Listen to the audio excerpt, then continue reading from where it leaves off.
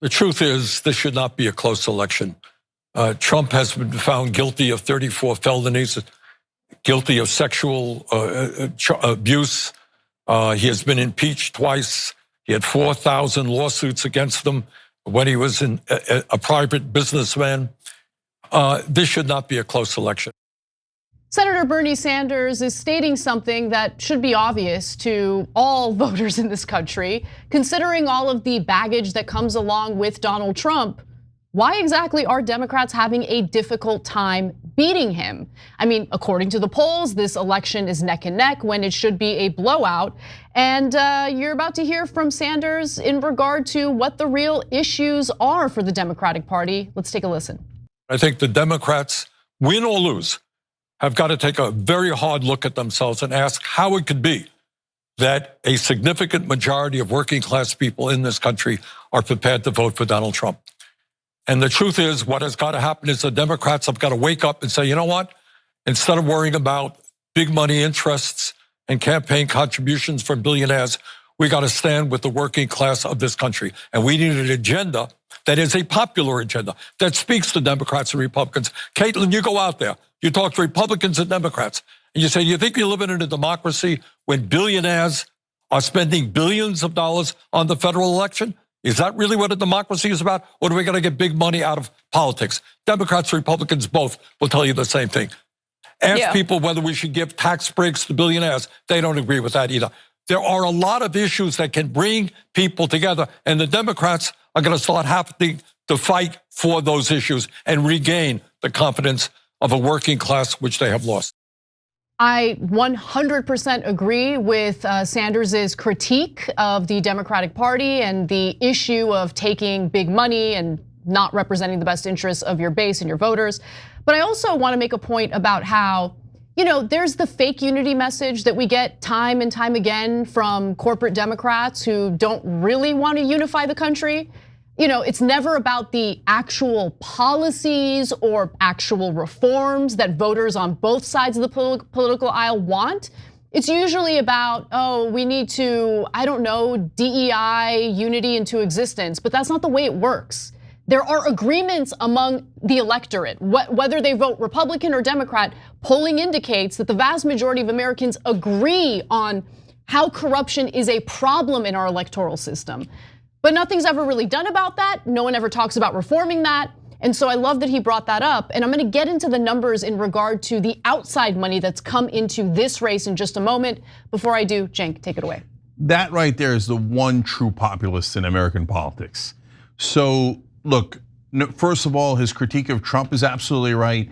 Totally fake populist in favor of corporate tax cuts. That's his #1 agenda in his first term, and it's his #1 agenda in the second term. And on top of that, look, I'm not a guy who grew up thinking, oh my God, convictions are so important and I hate you forever if you have a felony conviction. Maybe I should have, but I didn't. So I'm not as moved by that. What I'm moved by is what Trump has actually done. And so what they adjudicated, the facts of the matter. The way that he assaulted E. Jean Carroll is exactly what he said he does to all women in the Hollywood Access tape. And so look, if Kamala Harris wins, it is going to be because a tsunami of women showed up to carry her to victory on their shoulders. And I can't sympathize enough with women who say, not that man another time. He's really a despicable guy and has been his whole life. He's a huge con man, doesn't believe a word he says, and I can go on and on, let alone terminating the Constitution, all the things he said after he lost like a crybaby. Okay, so now, but when Bernie turns to the Democrats, he's also right. What Kamala Harris sent me, her team and the different PACs have sent me about 20 texts today. Give me money, give me money, give me money, okay? You already raised $1 billion. And so those little things, at least I'm grassroots, that's okay. But when you go and you say you're still trying to get more donor money with a week left, no, turn and go and get voters. Get voters. And how do you get voters? 76% of Americans want to raise taxes on the rich. Did you know that? Probably not, because mainstream media never talks about that. Why? Because they're literally rich. everyone on mainstream media is rich, right? Yeah. And every executive is rich. And so they're like, don't mention that 3/4 of Americans are huge populists who think that the rich and corporations have way too much. The only guy saying it is Bernie. But he can't talk any sense into the Democrats. If they win tonight, they're gonna just go right back to serving their donors. It's gonna drive us all crazy. That's why on TYT.com, I have a populist plank to start a populist revolt, a voting block where we say, hey, you give us these things and we vote for you. That's a promise. But if you don't give us these things, we will not vote for you, and that's a promise as well. Because the Democrats love to use the boogeyman, and Trump was perfect for them. Such a monster that you couldn't possibly think about voting for him. But once you remove a monster like Trump, they're gonna have no excuses left. Really? Come on. So no, don't get me wrong. I'm not like hopeful about it. That's what I'm saying. If JD Vance is the Republican nominee in the future, I mean, think about, this is the thing that I'm concerned about, guys. Let's keep it real. At this point, every single Republican who could potentially run for the Republican ticket in the future has some relationship with Trump. And so, like, this is going to be the rallying cry for the Democratic Party in perpetuity. Like, yeah, look, so the two sides drive me crazy because the right wing, if you're actually populist, why don't you pick someone that is sane? Why do you constantly go to people that are pathological liars and con men, etc.? And Democrats, please ask more of your party. Ask them to do better. It's a simple thing that Bernie's asking. Can you please stop serving the donors at every turn? They're going to. So look, that's why the populist plank that we have up on TYT.com is super simple things like, look, I know it's hard to execute, but at least to say that you're in favor of and to push forward in some legislation, etc. Money out of politics. No more wars. These are intensely popular positions. Ban private equity from buying residential real estate. That is enormously popular. Negotiate all drug prices, enormously popular. The only reason why they don't do these things is because both sides are hooked on the donor money. Last thing about Bernie being the only honest person. Again, we criticize Bernie from time to time based on policy, right? But he's at least always honest, right? So progressives in Congress, that's supposed to be your leader. So don't go running into weirdo cul-de-sacs where you get into fights with Tucker Carlson on wedge issues. Go focus on money and politics. And the reason they don't do that is, our Democratic colleagues would be upset with us. Okay. Yeah. Grow a spine. You should be concerned about the electorate and your base being upset with you. But anyway, let's get to the numbers because NBC News did an analysis in regard to outside money pouring into the campaign coffers of both Kamala Harris and Donald Trump. Now, the numbers are a little skewed because it includes the money that poured in to Biden's campaign as well. But here's what they found. They found that outside spending surpassed $1 billion in this presidential race. And you're looking at a graph that shows you the difference between the various election cycles dating back to 2012. And if you look at 2012, we're talking about $516 million that poured in regard to outside money into the campaigns. But by the time you get to 2024, we're talking about $1.11 billion. And if you break it down further, well, it appears that Kamala Harris has received $464 million in these outside bribes. Donald Trump has received $75 million. Yeah, so guys, there's different layers of what the mainstream media kindly calls campaign contributions and what we call legalized bribes. By the way, when Elizabeth Warren was calling them legalized bribes, she shot up to #1 in the 2020 Democratic primary. The minute her colleagues said they felt offended, she stopped saying that and she dropped off a political cliff. A populist message from the left will definitely win.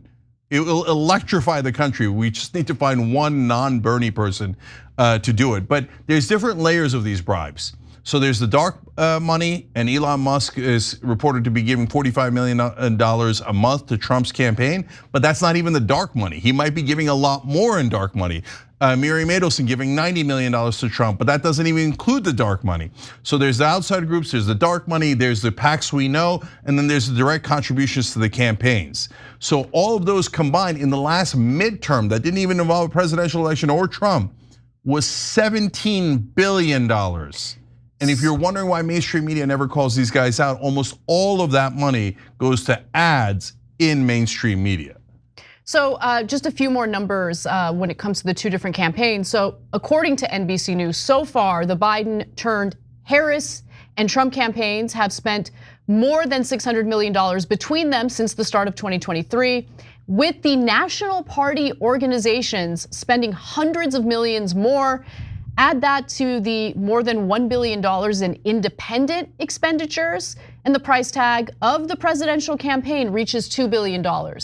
Which sounds super democratic to me, you know? I mean, what could be more democratic than signaling to the rest of the country that if you want to run for president, you need to raise an insane, like literally billions of dollars. So there's that. Now, I also want to talk about how some of this money has been used, because I've been curious about the national chapter of the Uncommitted campaign and what role they're playing in the outcome of this election. For those unfamiliar, the Uncommitted campaign had to do with Muslim and Arab American voters who felt justifiably aggrieved at the Biden administration and his unwillingness to use the military weaponry that we've been sending to Israel as leverage to rein in Netanyahu when it comes to the high death toll of civilians in Gaza and now in Lebanon. Biden was unwilling to do that, and they wanted some sort of commitment from Kamala Harris, which they did not receive.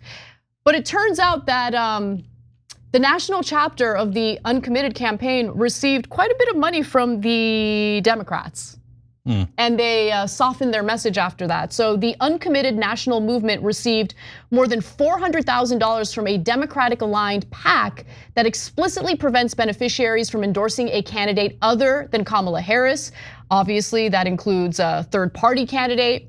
And according to the FEC, the Federal Election Commission filings, the Uncommitted national movement received of that $400,000, they received $100,000 from the Movement Voter Project, which is a Democrat-aligned organization that funnels money into grassroots campaigns the same day the Uncommitted national movement was founded on March 18th. And so, look, I want to be clear. There's the national movement. After they softened their message toward Kamala Harris's campaign, there was the grassroots effort or movement, and they have continued applying pressure to Kamala. Most of them have come out to say that they're either not going to vote for either candidate or they're going to vote third party. And so I don't know how much of an impact it's going to have in the outcome of the election, but it's clear that Kamala Harris kind of latched on to moderate messaging, but also she decided to go for disillusioned Republican voters as opposed to appealing to progressives. But I think progressives are going to support her anyway, so maybe she made the right choice. I mean, morally, I disagree with that choice, but strategically, what do you think, Cenk? Yeah, well, I've got a lot of thoughts on this.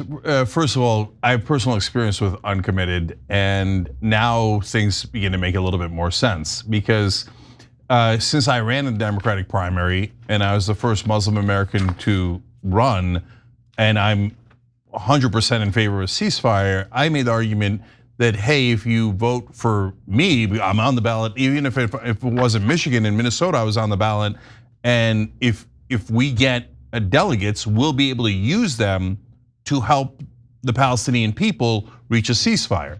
If you use it for Uncommitted, well, they don't have a voice and they won't be able to use it at all for peace. And they said no, they didn't want to do that. They wanted to just have Uncommitted. And then I started getting canceled from events in Michigan from things like the Arab American Museum there. Well, it turns out Uncommitted was taking a giant amount of money from the Democratic Party. Right. So from day one. So even though I'm in the Democratic primary at the time, And even though I'm Muslim and in favor of peace, and I would aggressively use those delegates, which they did win in Michigan and Minnesota, they decided not to back an actual human being because I criticized the Democratic Party. Well, you know what Papa Kasparian says, Cenk. The cash is talking. Well, apparently the cash was talking. So, I mean, there's a guy in that group who's ruined a lot of groups he's been involved in. But anyways, so look, unfortunately, I think what we're gonna find out is after the election is that the Democrats flooded every group and every influencer online except us. They go, oh, we don't kiss their ass, right? And so they didn't even do any ads. They didn't even send a single surrogate on here because apparently they don't want progressive votes. But if you promise to serve them loyally, I think they flooded online with money. So we'll probably find out a lot about that after the election. Yep. And I don't mean in traditional ads. I mean in like, here's money, you say what we want you to say. So Uncommitted has a huge number of issues. And what happened? Kamala Harris didn't move an inch on Gaza, not 1 inch, and they bowed their heads anyway. Thanks for watching The Young Turks, really appreciate it. Another way to show support is through YouTube memberships. You'll get to interact with us more. There's live chat emojis, badges. You've got emojis of me, Anna, John, JR, so those are super fun. But you also get playback of our exclusive member-only shows and specials right after they air. So all of that, all you gotta do is click that join button right underneath the video. Thank you.